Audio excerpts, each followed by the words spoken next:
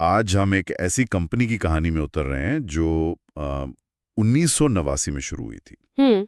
एक बहुत ही सामान्य मिनरल आधारित सामग्री बनाने वाली कंपनी के तौर पर। बिल्कुल।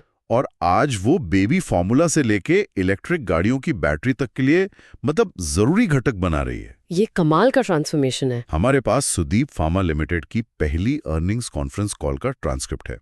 ये 22 दिसंबर 2025 को हुई थी। ठीक उनके शेयर बाजार में लिस्ट होने के बाद। हाँ, तो हमारा मिशन है इस बातचीत के जरिए ये समझना कि ये कंपनी यहाँ तक पहुंची कैसे, इसका बिजनेस असल में है क्या और भविष्य के लिए इनके इतने बड़े प्लान्स क्यों हैं। बिल्कुल।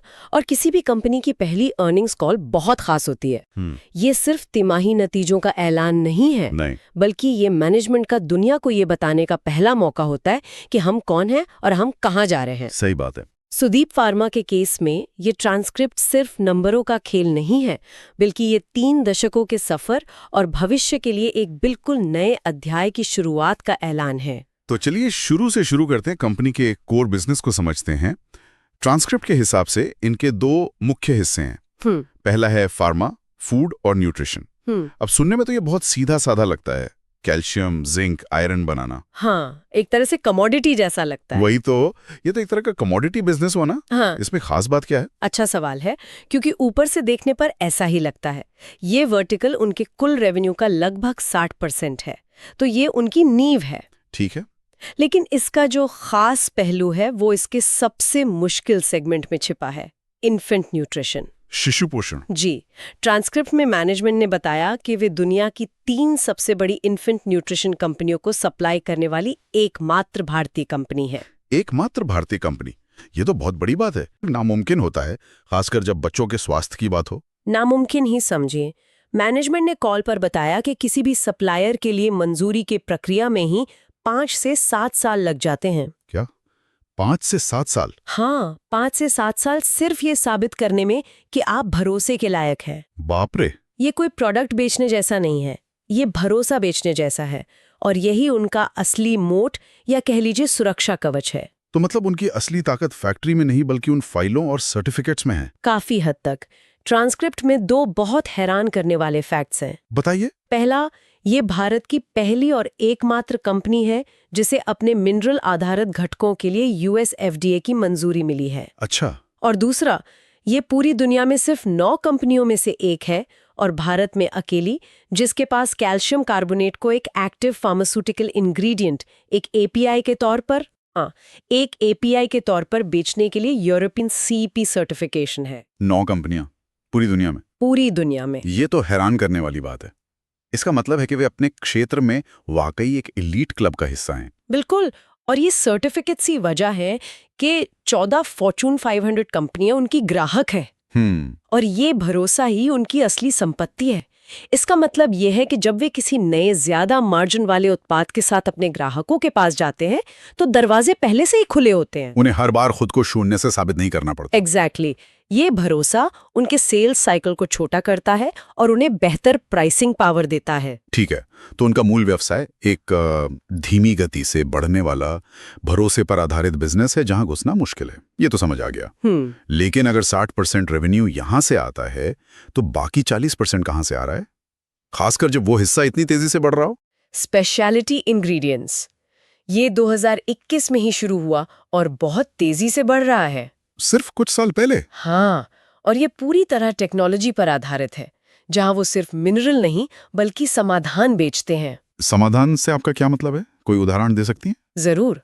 मान लीजिए एक कंपनी को आयरन सप्लीमेंट बनाना है, लेकिन आम आयरन से पेट में जलन होती है और उसका एब्जॉर्प्शन भी कम होता है। हाँ, ये एक आम समस्या है। सुदीप फार्मा यहाँ पर अपनी टेक्नोलॉजी का इस्तेमाल करती है। वे एनकैप्सुलेशन या स्प्रे ड्राइंग जैसी तकनीकों से आयरन के कणों पर एक कोटिंग चढ़ा देते हैं। अच्छा, एक तरह का कवर। बिल्कुल, जिससे उसका स्वाद छिप जाता है, पेट पर असर कम होता है और शरीर में एब्जॉर्प्शन बढ़ जाता है। समझ गया। तो अब ग्राहक सिर्फ आयरन नहीं खरीद रहा, वो बेहतर आयरन खरीद रहा है और उसके लिए ज्यादा पैसे देने को तैयार है। समझ गया। तो वे वैल्यू एडिशन कर रहे हैं और इसी ग्रोथ को और रफ्तार देने के लिए कंपनी ने हाल में कुछ बड़े कदम उठाए हैं, जैसा कि ट्रांसक्रिप्ट में बताया गया है। हाँ, 2 बहुत बड़े और रणनीतिक कदम।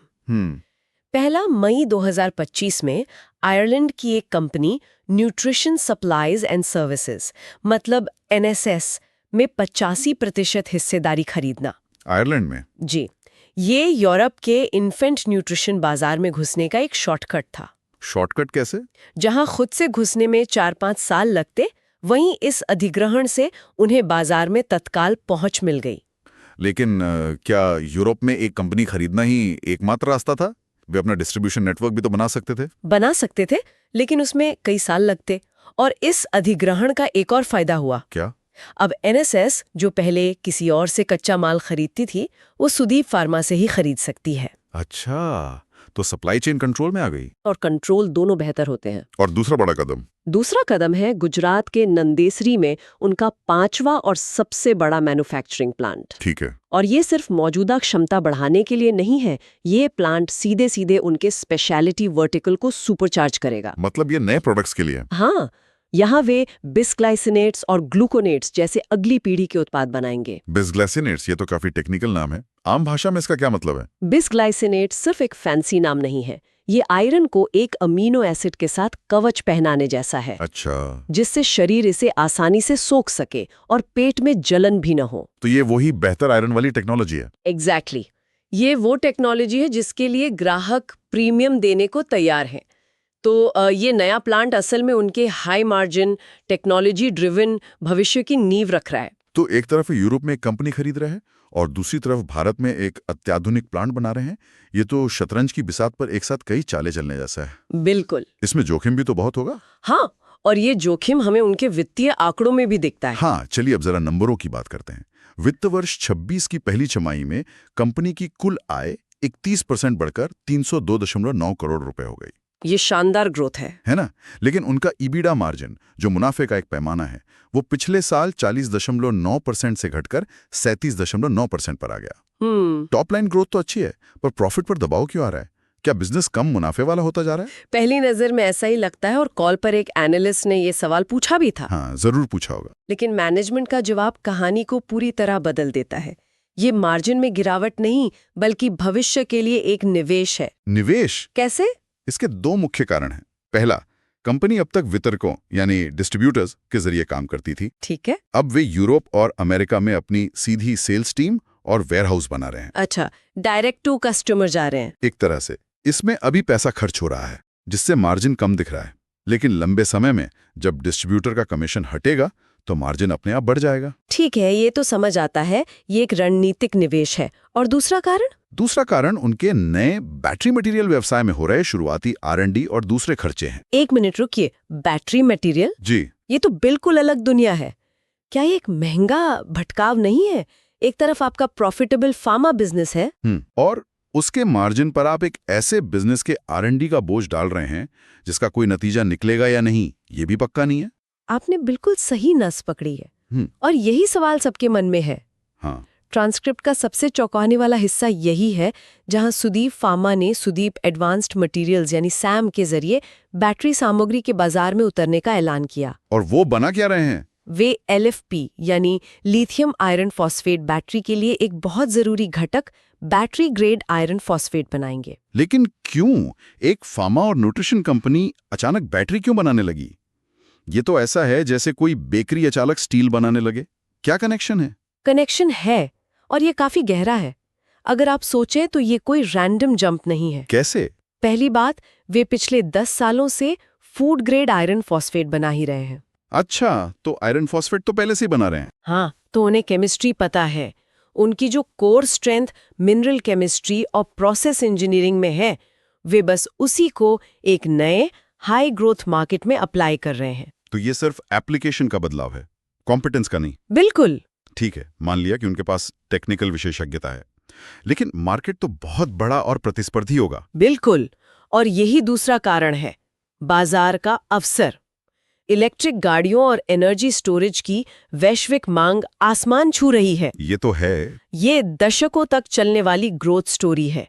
लेकिन तीसरा और सबसे महत्वपूर्ण कारण भू राजनीतिक है। जियोपॉलिटिक्स। हाँ। वे खुद को चीन के बाहर एक भरोसेमंद सप्लायर के रूप में स्थापित कर रहे हैं। लेकिन क्या ये चाइना+1 की रणनीति को ज्यादा ही बढ़ा चढ़ा कर नहीं बताई जा रही है?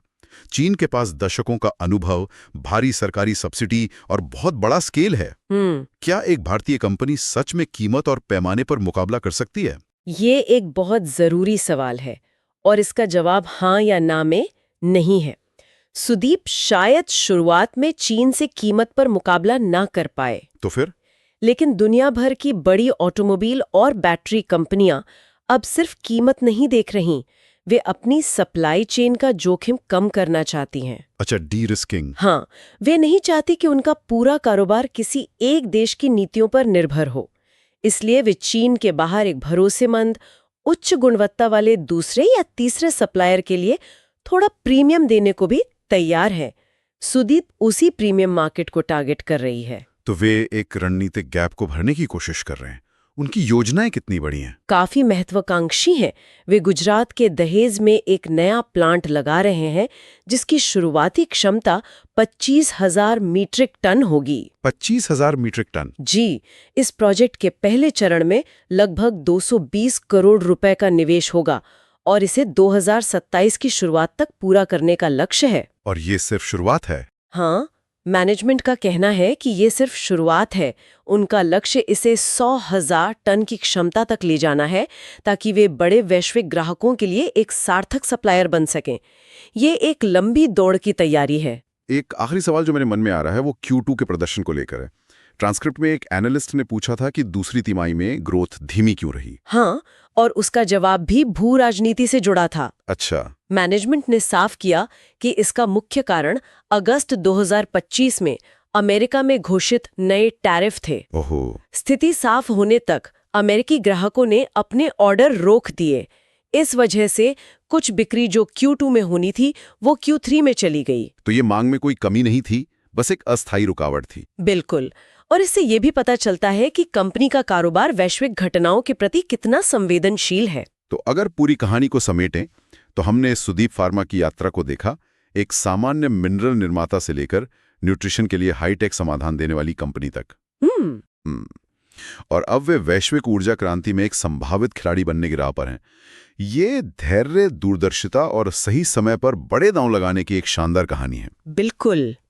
इस ट्रांसक्रिप्ट से एक बात साफ है, इस कंपनी ने फार्मा और शिशु पोषण जैसे बेहद मुश्किल और रेगुलेटेड उद्योगों में विश्वास बनाने की कला में महारत हासिल कर ली है। सही है। अब असली परीक्षा यह होगी कि क्या वे इसी अनुशासन, गुणवत्ता पर जोर और दीर्घकालिक दृष्टिकोण को बैटरी सामग्री की तेज तर्रार और कहीं ज्यादा जोखिम भरी दुनिया में भी लागू कर पाते हैं या नहीं। ये देखने वाली बात होगी। शायद उनकी सबसे बड़ी संपत्ति उनकी केमिस्ट्री की विशेषज्ञता नहीं, बल्कि जटिल वैश्विक सप्लाई चेन और नियामक बाधाओं के लैब्रिंथ को पार करने का उनका दशकों का अनुभव है।